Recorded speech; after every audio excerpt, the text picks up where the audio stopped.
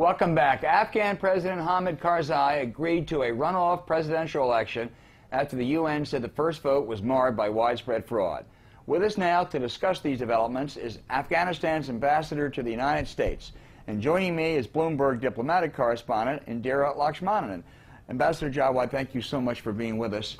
Let me start by asking you, for the sake of international credibility and credibility in Afghanistan, wouldn't it be better if the United Nations had overall supervision for these November 7 elections rather than the Karzai-appointed Afghan Election Commission? The United Nations is taking a more prominent role in the election. They did play an important role in the Election Complaint Commission. But I'm talking about having overall charge of them. Well, they are welcome if they want to do this. As far as Afghanistan is concerned, we will welcome their increased role and involvement. It's to our best interest to have the second round of the election to be as transparent and as fair and democratic as possible. So even if they run it, that would be okay? That would be okay. They have done it in the past. And let me, yeah, they did in the first election. And there also were, I think, about 1,000 polling places in areas largely controlled by the Taliban that the Afghan army said they really couldn't protect. And there were very few votes in there and some controversies. Should those be shut down for this election?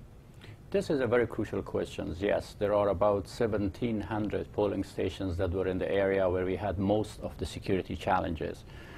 If we close them down, then we will be depriving a large number of the Afghans, especially the Pashtuns in the southern Afghanistan, and this will not be a good message for the success of the elections, and it will not be regarded as fair elections. We have to find ways to make sure that the votes of all Afghans, especially the South, are included in this process.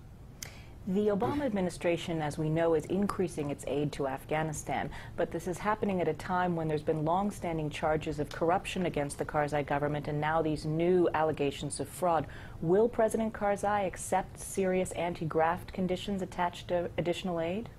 First, as far as the international aid is concerned, there is no allegation of any abuse or misuse of those funds. Most of the international assistance are channeled and implemented through their own government. 20% of this money is coming to the Afghan government, and we are ready to actually be accountable for that.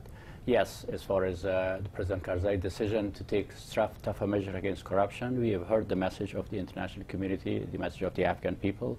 Part of the platform of the President Karzai is when and if he is elected to take tougher measures against corruption and improve governance overall in Afghanistan.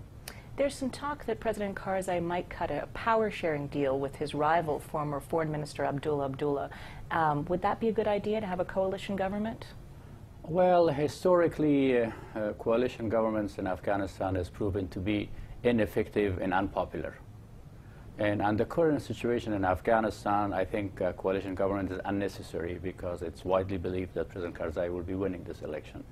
But if President Karzai decides to include some member of the people who are running or are supporting Dr. Abdullah, this is a possibility. President Karzai have done it in the past, but that will be after President Karzai is declared the winner in the second round. He may have a government of national a government that includes actually many members of the different groups, but at this point there is no discussion about the coalition government.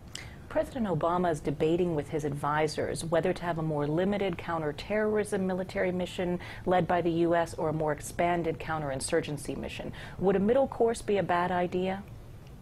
Well, I'm glad that President Obama is listening to different options, different possibilities, and in seeking the advice of not only the military men, but also his advisors.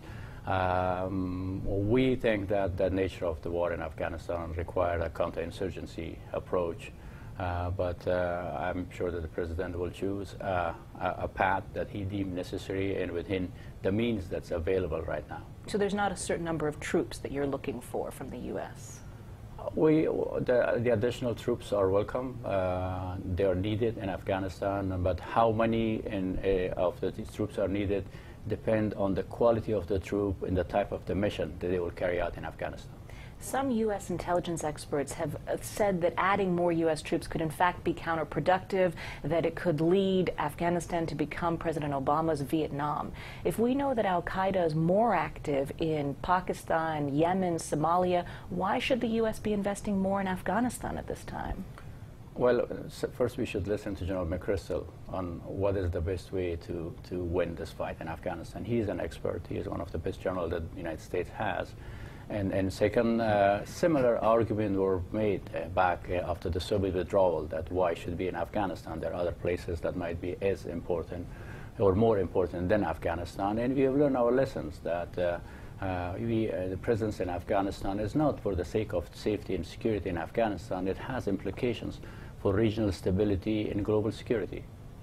Mr. Ambassador, there have been widespread reports that the Special Representative for Afghanistan and Pakistan, Richard Holbrooke, has been benched, at least temporarily, because President Karzai was unhappy with him during this election process.